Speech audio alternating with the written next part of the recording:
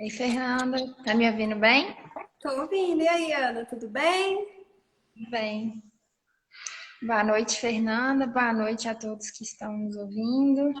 Meu nome é Ana Luísa, sou médica endocrinologista, sou professora aqui da Faculdade de Atenas, estou aqui no ambulatório de anatomia.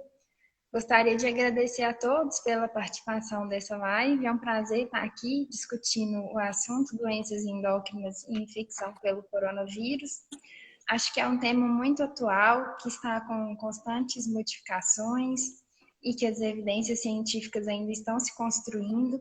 Acho então muito importante esse debate para a gente ter um esclarecimento de dúvidas e para ter uma construção do nosso conhecimento, né, Fernanda? Isso, boa noite a todo mundo que está aqui com a gente.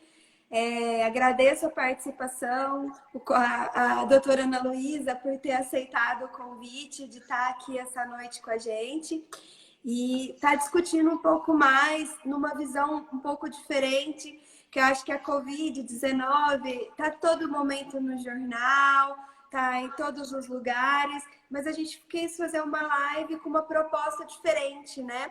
Trazer uma visão aí relacionado aos distúrbios metabólicos, das doenças endócrinas, assim, mais específico, e não assim só falar de Covid-19, que já está se tornando até um assunto até batido, né, Ana? É verdade. Eu E acho que a gente pode focar nesse tema, que é o que eu mais gosto também, e a gente pode discutir um pouquinho sobre isso hoje. então, agradeço a participação de todos aqui que estão conosco, agradecendo também a equipe da Faculdade Atenas, que organizou, né, tudo para a gente estar podendo estar aqui, esses momentos com vocês, tá? E eu acho que a gente pode estar começando, então, a nossa discussão, tá, turma?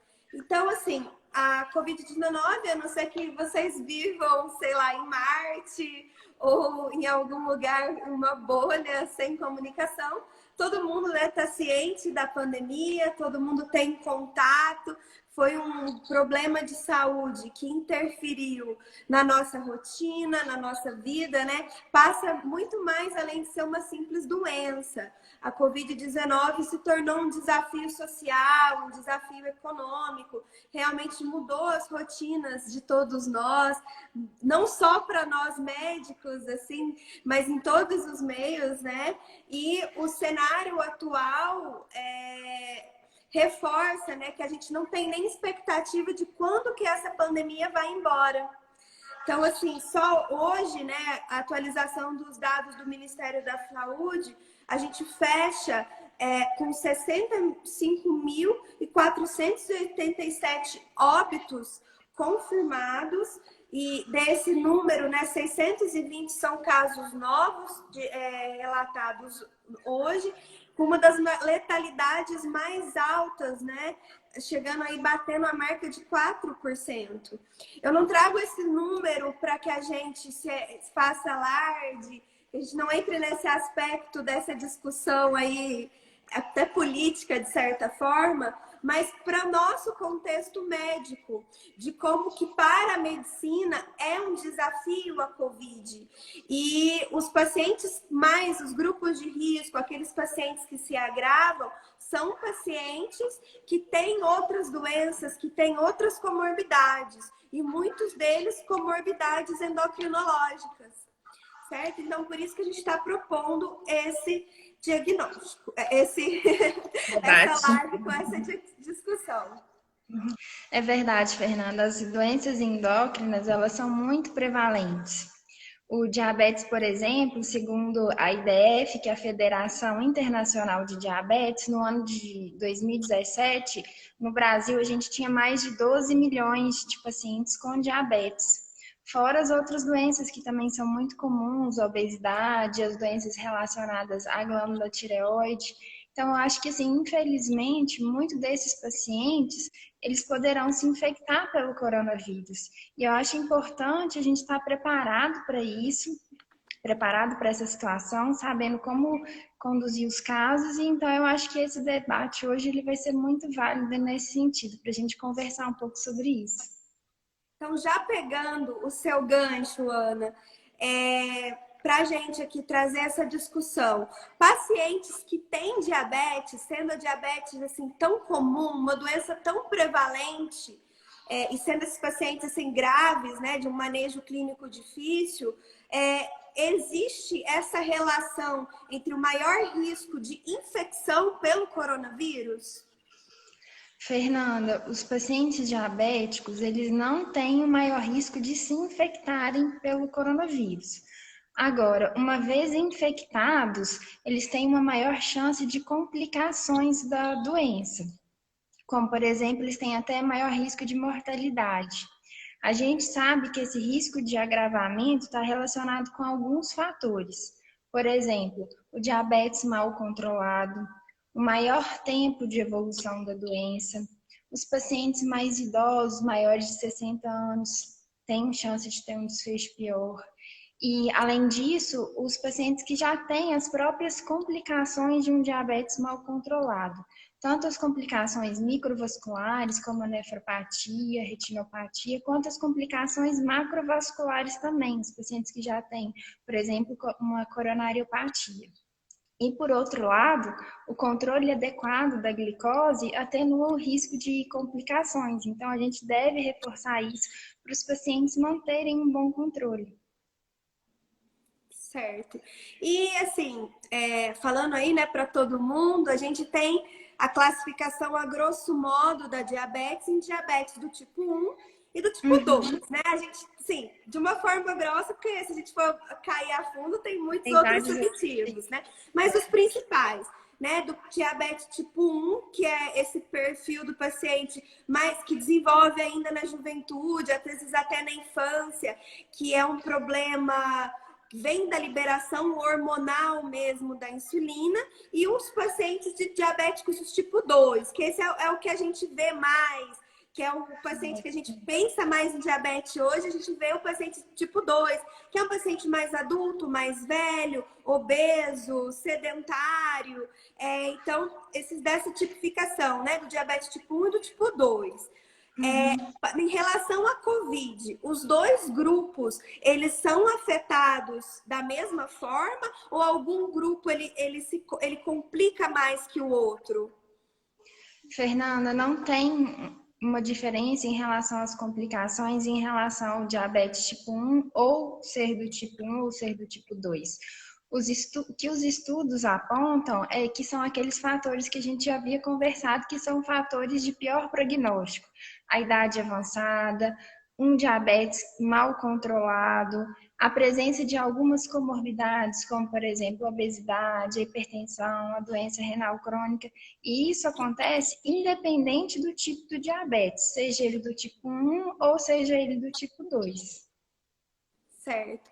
E a gente está aqui, né? Os alunos aqui estão com a gente e acredito que até agora eles estão até preocupados, né? E a minha avó, meu Deus, que tem diabetes, às vezes um conhecido próximo, os pacientes mesmo que a gente acompanha, que esses pacientes diabéticos, né? As pessoas que sofrem da diabetes podem estar fazendo para prevenir a infecção pelo coronavírus, para poder assim estar um aspecto aí melhor, que eles poderiam fazer, né? Ou o próprio médico, quais intervenções, né? A gente poderia estar fazendo para que esses pacientes passem de uma forma aí melhor, né? Enfim.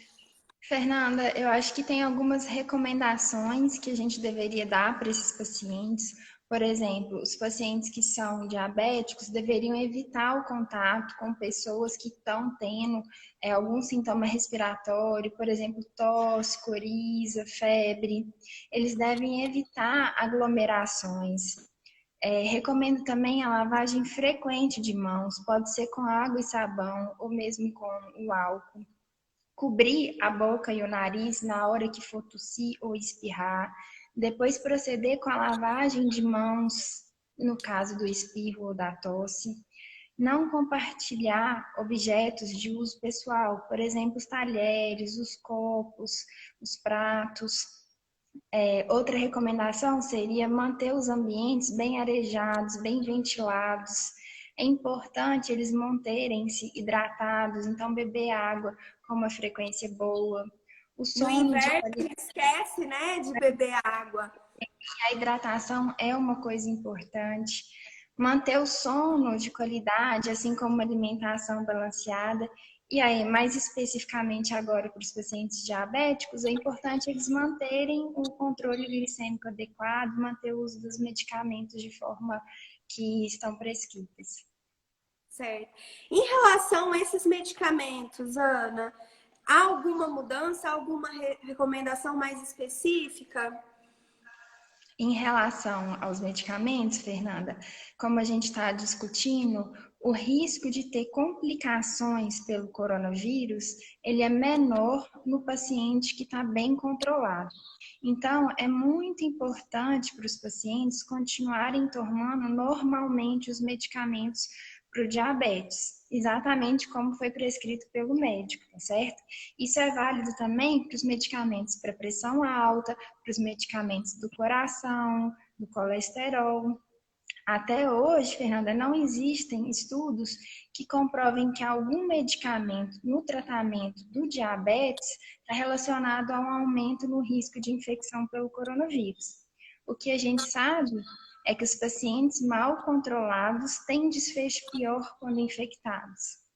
Então, eu acho que a gente deve orientar os pacientes a manter os medicamentos e conversar com o médico sobre isso, nunca parar de tomar o medicamento sem antes ter uma conversa prévia com o médico, uma orientação. Certo.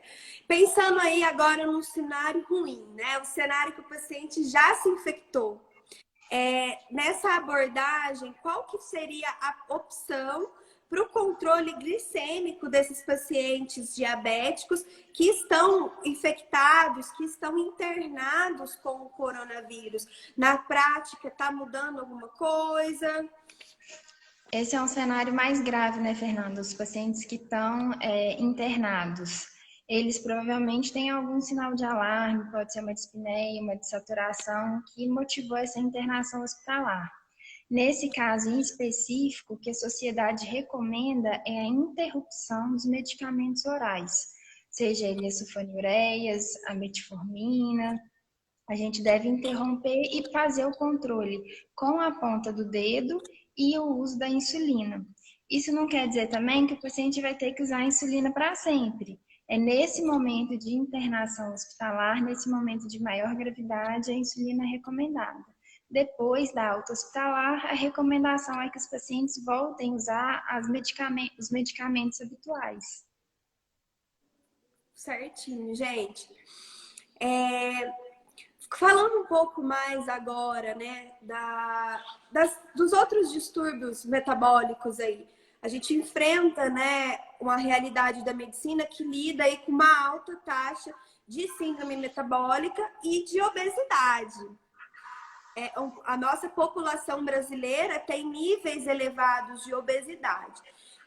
Você, como especialista, né, como que a gente define essa obesidade? O que é obesidade? Fernanda, existem várias formas da gente definir obesidade. Eu acho que uma das formas mais práticas e muito usadas também é através do IMC, que é uma fórmula que a gente calcula com peso sobre a altura ao quadrado. E através dessa fórmula a gente consegue definir obesidade quando o IMC está maior do que 30. E ela ainda pode ser graduada de 3 formas. O grau 1 seria obesidade entre 30 e 35. O grau 2 seria entre 35 e 40. E o grau 3, que é a pior forma, seria o IMC maior de 40. Existe também a classificação do sobrepeso, que é quando o IMC está entre 25 e 30, que a gente já deve chamar a atenção do paciente sobre esse excesso de peso. E qual que é a prevalência da obesidade no nosso país? Fernanda, a obesidade é um problema que a gente vem enfrentando no dia a dia. É uma doença muito prevalente e a sua incidência está aumentando muito nos últimos anos, em todas as faixas etárias, seja na população pediátrica, na população adulta ou mesmo nos idosos. Segundo o Ministério da Saúde, por exemplo, o Brasil tinha mais de 55% da população com excesso de peso, nesse caso a população adulta. E 1 em cada 5 brasileiros já tinha obesidade. Então, esse é um problema muito comum que a gente está enfrentando no nosso dia a dia, em todas as especialidades médicas. Eu acho que esse paciente vai chegar para todo mundo. E é verdade, então, que assim, né, falando de Covid agora, que o paciente obeso apresenta um pior prognóstico em relação à Covid-19? E se é uma verdade, por que que isso acontece? Infelizmente, Fernanda, os estudos mostram que a obesidade é um fator de gravidade na infecção do coronavírus. Existem vários mecanismos, várias teorias que tentam explicar por que que isso ocorre. Uma delas propõe que a obesidade é uma doença crônica. Sendo assim, existe um grau de inflamação de forma crônica e de baixa intensidade. Quando esse paciente ele infecta pelo coronavírus, ocorre uma inflamação mais aguda, mais rápida, mais aguda, que afeta os pulmões, afeta o sistema vascular. E aí o paciente obeso, ele passa a lutar contra dois processos inflamatórios, aquele crônico que ele já tinha, mais esse processo agudo da infecção. Então, seria mais grave. A gente sabe, além disso, que existe também uma forte relação entre o excesso de peso e outras doenças metabólicas, como, por exemplo, diabetes, a hipertensão, que também são fatores de gravidade. Então, isso também pode contribuir. E ainda, por último, a gente sabe que esses pacientes, quando ficam mais graves e precisam ser intubados, existe uma dificuldade no processo de ventilação mecânica. Eles têm um padrão mais restritivo na mecânica ventilatória e isso pode contribuir para um desfecho pior, sabe? Então, eu acho que assim, é uma questão multifatorial, tem vários aspectos que contribuem, várias teorias, e o que a gente está vendo através dos estudos e na prática também é que, infelizmente, os pacientes obesos eles têm um fator de gravidade maior. Infelizmente, né, é um perfil de paciente que tende a um prognóstico pior, né, quando infectados. E assim, uma grande forma da gente combater não só a obesidade, né, mas até para o fator de risco cardiovascular, para as doenças cardiovasculares, é a prática de exercício. E a gente está vivendo um momento de isolamento social. Então, assim, até em alguns locais, até academias, clubes, né? Fica essa coisa, abre, não abre. Enfim, em relação à atividade física, que é uma necessidade do ser humano, não é só uma questão de ser um luxo, de uma atividade de lazer. A atividade física é necessária a uma boa saúde. Quais seriam as recomendações que você daria aí como especialista, né, como endocrinologista, para estar fazendo nesse momento de pandemia? Fernanda, eu acho que manter uma rotina de atividade física, mesmo no período da epidemia, é de grande importância, porque os benefícios da atividade física são muitos. O controle do peso, o controle metabólico nos pacientes que têm diabetes, a proteção cardíaca, além assim do benefício psíquico, né, da mente, que nesse momento que a gente vive, Tão importante. De um momento de angústia, de incerteza, eu acho que a atividade física traz muitos benefícios. Em relação agora específico aos pacientes que são de risco, a gente deve recomendar que a atividade seja feita de forma primordial assim em casa. Se conseguir fazer atividade em casa, seria um melhor cenário. E a recomendação seria de tentar fazer 150 minutos por semana, por exemplo, 30 minutinhos de segunda a sexta. E hoje existem vários aplicativos, aulas online que ajudam nesse sentido, sabe? Em relação à atividade física ao ar livre, isso ainda é uma questão um pouco polêmica. O que eu acho que eu recomendaria seria tentar fazer de forma individualizada, evitando assim as aglomerações e tentando manter um distanciamento de 1,5 m a 2 metros entre as pessoas. E aquelas recomendações que a gente deu de higiene pessoal também, elas também podem ser adaptadas a uma rotina de atividade física. Por exemplo, lavar as mãos antes e depois da sessão de atividade física, limpar os equipamentos com álcool 70% antes e depois de usá-los. Na hora que chegar em casa, lembrar de tirar os tênis antes de entrar em casa e já tomar um banho em seguida e já tirar as roupas e pôr para lavar. Eu acho que essas medidas, elas podem ajudar a transmissão, então elas devem ser feitas. E em relação ao que a gente come, né? E a tentação de comer mais, né? Nesse momento aí de isolamento, até uma por lazer, porque a gente não tá saindo tanto. O que você reforça pra gente? Fernanda, eu acho que a gente deve tentar manter os hábitos alimentares saudáveis, evitar os alimentos ultraprocessados. Em relação à bebida alcoólica, eu acho que a gente deve ingerir com moderação. As frutas e verduras, elas são, assim, sempre uma boa pedida, né? E isso porque a alimentação adequada, ela não serve só para uma questão de saciedade, uma questão de prazer. Ela é importante para a gente manter o sistema imunológico fortalecido, com os nutrientes, com as vitaminas necessárias para o funcionamento do nosso corpo. Além disso, a gente sabe que uma dieta saudável diminui a chance de desenvolver outras doenças cardiovasculares, como diabetes, obesidade, que são fatores de risco para a infecção pelo coronavírus, para ter um desfecho pior. Então, tem esse benefício também.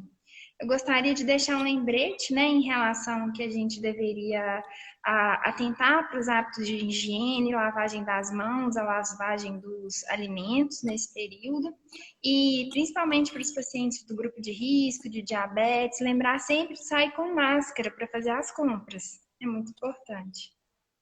Ótimo. Mudando agora um pouquinho, né, jogando para um outro lado a nossa discussão, Ana, outro grupo de doenças endócrinas que é bastante frequente, que a gente vê no dia a dia mesmo, em relação às doenças da tireoide. Então, como a gente tem alunos, né, de todos os períodos participando, começando lá no início. Então, qual seria a função da tireoide, né? E quais doenças que podem acometer a nossa função tiroidiana? Fernanda, a glândula tireoide é uma pequena glândula que a gente tem nessa região aqui do pescoço. Ela tem o formato de uma borboleta. E ela é responsável pelo equilíbrio de todo o organismo e por regular a função de diversos órgãos, como o cérebro, o coração, os rins. Ela produz dois hormônios, o T3, que é a triodotironina, e o T4, que é a tiroxina. E esses hormônios, eles atuam diretamente na normalização do ciclo menstrual, no controle do peso, no controle emocional. Então, assim, apesar de ser uma glândula pequenininha que a gente tem aqui, ela é importante para a regulação de todo o organismo, para o equilíbrio do nosso organismo. E aí, quando dá um probleminha nela, a gente vê algumas doenças que podem estar acometendo, né? Eu já tinha até esquecido. As doenças que podem acometer a glândula tireoide são várias. Por exemplo, quando a glândula trabalha em excesso, isso gera uma situação de hipertiroidismo, quando os hormônios são produzidos em excesso. E aí os pacientes podem ter um quadro clínico de perda de peso, de tremor, de palpitação, diarreia. E de forma contrária, se a gente pensar, quando a glândula funciona aquém do necessário, a gente tem o hipotiroidismo, que os hormônios não são produzidos na quantidade adequada. E aí o paciente pode ter um quadro de ganho de peso, um metabolismo mais lentificado, a pele pode ficar seca, o hábito intestinal pode ficar mais constipado. Então, esses são alguns problemas da glândula tireoide. Existem também as doenças nodulares, que a glândula pode formar alguns nódulos. E esses nódulos, eles podem ter natureza benigna ou uma natureza maligna. O que ajuda a gente a diferenciar é os exames, o ultrassom de tireoide, que a gente vê as características do nódulo, e também uma punção por agulha fina, que a gente pega um pouquinho do material da glândula tireoide e analisa no microscópio. E aí a gente consegue tentar definir se a gente está diante mais de um nódulo benigno ou seria de um nódulo mais maligno. Certo. E os pacientes que sofrem dessas tireoidiopatias, hipotireoidismo, hipertireoidismo, eles são parte do grupo de risco da COVID ou não? Não, Fernanda, esses pacientes, eles não fazem parte do grupo de risco para o coronavírus, mesmo se a natureza do transtorno for autoimune, como, por exemplo, a tiroidite de Hashimoto e a doença de Graves. Esses pacientes, então, eles devem seguir as mesmas recomendações do Ministério da Saúde da população geral, ressaltando também que é importante eles manterem um bom controle da doença. E em relação ao tratamento, ele vai sofrer alguma alteração no caso da infecção pelo coronavírus? Não, o tratamento ele não deve sofrer alteração no caso do contágio pelo coronavírus. A recomendação, então, é para os pacientes continuarem usando os remédios da mesma forma. É importante só eles informarem para o médico que eles têm ou hiper ou hipotiroidismo no caso de uma avaliação médica. Certo, assim. E além de hiper e hipotireoidismo, esses distúrbios hormonais, a tireoide é uma glândula que está sujeita, né, a processos neoplásicos, né?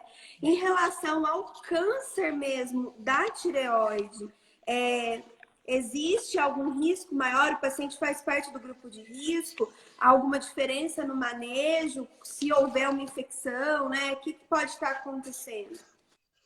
Fernanda, os pacientes com câncer de tireoide que têm critérios de cura, ou seja, aqueles pacientes que foram submetidos à cirurgia de tireoidectomia e seguidos ou não do tratamento com iodoterapia, mas que têm uma doença controlada, têm critérios de cura, e na verdade essa é a maior parte dos nossos pacientes, eles não estão no grupo de risco pelo coronavírus.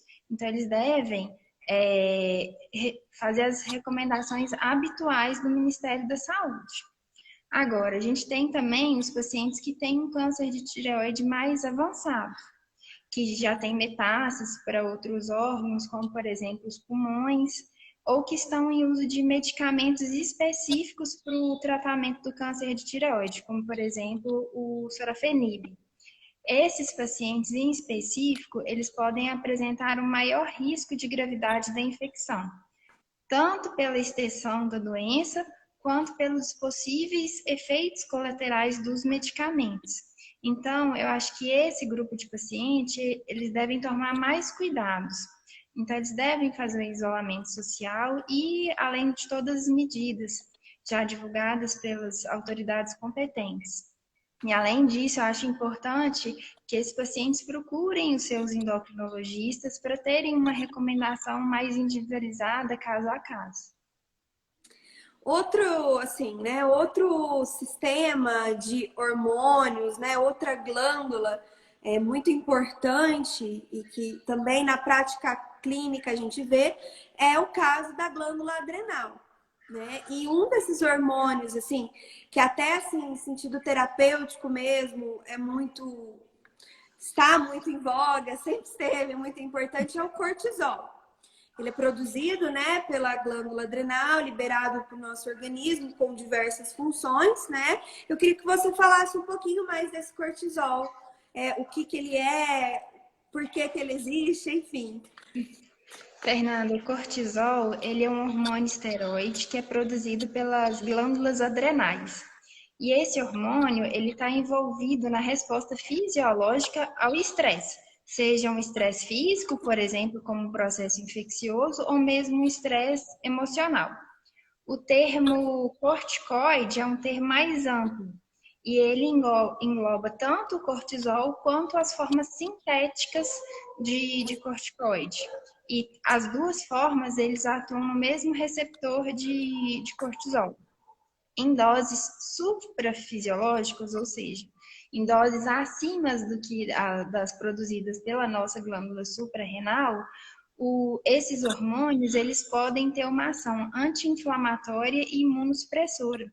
Por isso que eles são usados no tratamento de diversas doenças, por exemplo, uma sinusite, que a gente tem um caso de inflamação, ou mesmo uma doença inflamatória intestinal, lúpus, para uma terapia mais imunossupressora.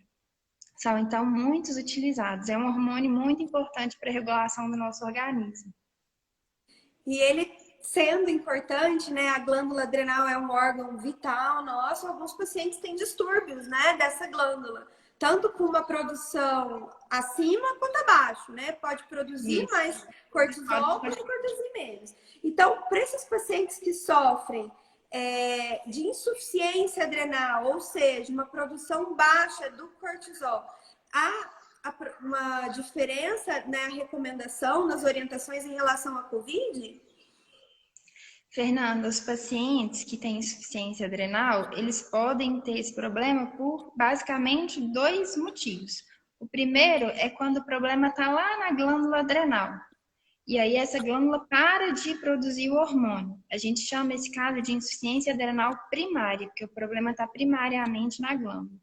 Agora existe uma segunda situação também, que é quando o problema está na hipófise. A hipófise produz o ACTH, e o ACTH atua lá na glândula adrenal, fazendo a produção dos hormônios, comandando essa produção de hormônios. Então, quando há um defeito na produção do ACTH, há, por consequência, um defeito na produção do cortisol. E nessa segunda situação, a gente fala que é uma insuficiência adrenal secundária. Os pacientes com insuficiência adrenal primária precisam repor o cortisol, então eles usam ou prednisona ou hidrocortisona, além da fludrocortisona. Agora, os pacientes com insuficiência adrenal secundária, quando o problema está lá na hipófise, geralmente eles usam só os glicocorticoides, então a prednisona ou mesmo a hidrocortisona. Esses pacientes, então, são usuários crônicos de corticoide. E os pacientes que estão nessa situação, eles devem ter sempre a orientação que, frente a um processo de estresse físico, como por exemplo um processo de infecção, eles devem dobrar a dose de corticoide. Então, por exemplo, um paciente que usa 5 miligramas de prednisona e tem um processo infeccioso, como por exemplo a infecção pelo coronavírus, a recomendação é que eles dobrem a dose do corticoide, passa, por exemplo, para 10 miligramas.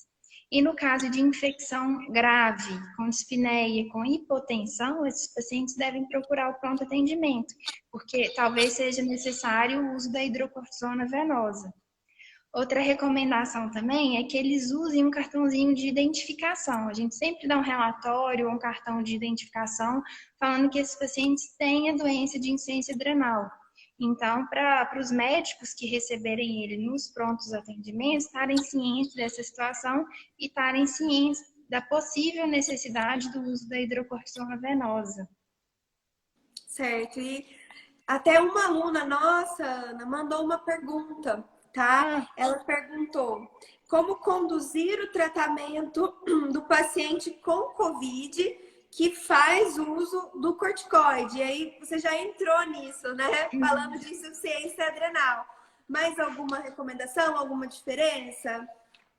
Fernanda, os pacientes que são usuários crônicos de corticoide, o que a gente define como uso crônico do corticoide? Seria o uso da prednisona na dose de 5 miligramas por mais de 30 dias, ou prednisona 20 miligramas por mais de 14 dias, ou qualquer corticoide numa quantidade equivalente.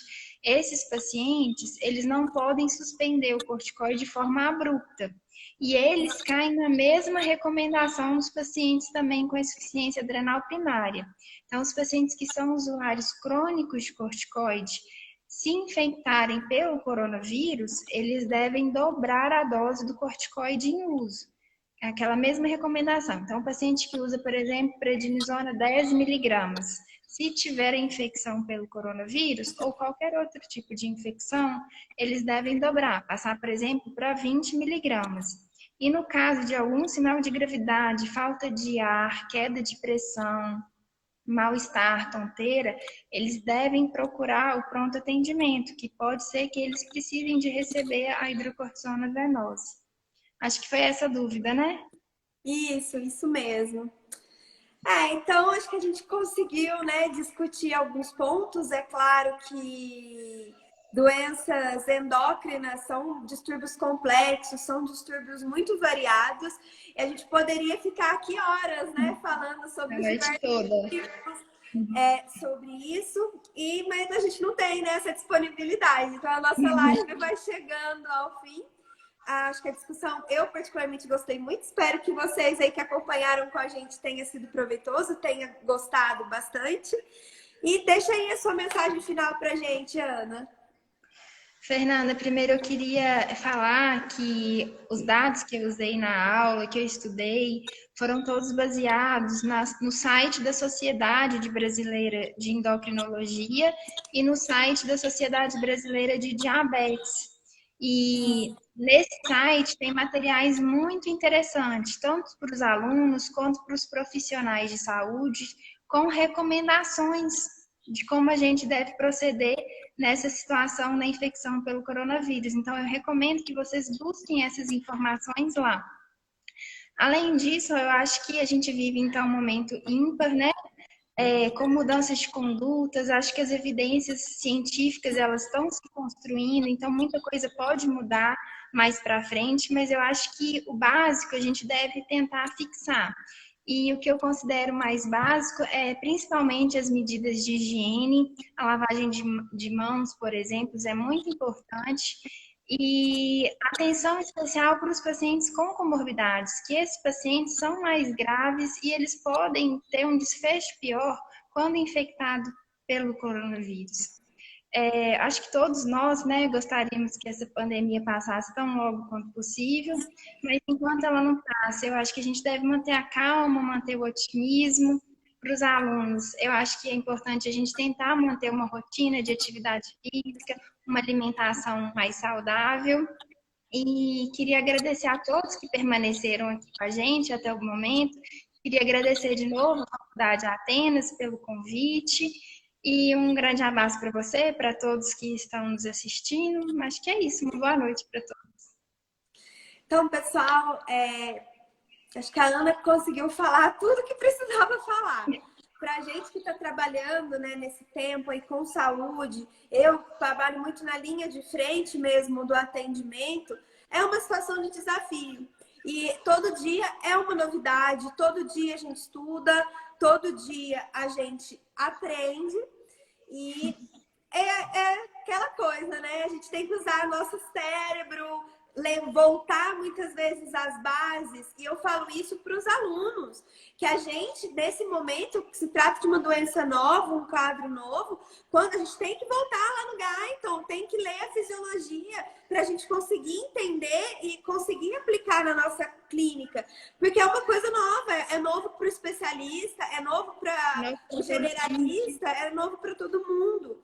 E aquela coisa, talvez a gente tenha falado alguma coisa hoje que é uma recomendação, que é uma orientação que a gente sabe, e talvez daqui 6 meses saia um estudo que fale completamente diferente. Então, se hoje a recomendação é que a gente dobre o corticoide, talvez daqui 1 mês, 2 meses, saia um estudo falando, não, tem que suspender, ou tem que diminuir, enfim. A gente não sabe de tudo, porque é uma doença realmente nova, é um desafio.